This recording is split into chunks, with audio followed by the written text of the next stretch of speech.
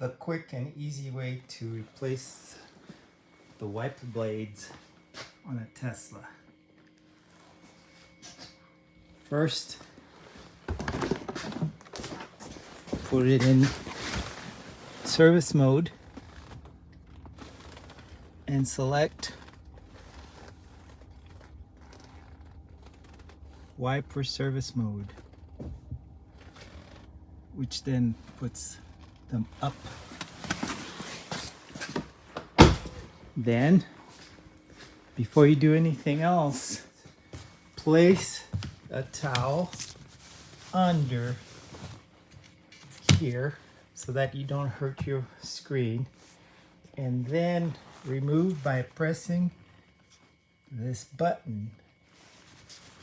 It's fairly easy. You just press the button and then this pulls out.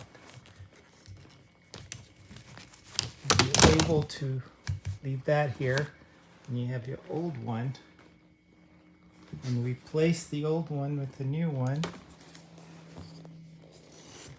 and put this back in like this. It just snaps back on. Repeat the same process with the other one, and then take it out of service mode and you're done.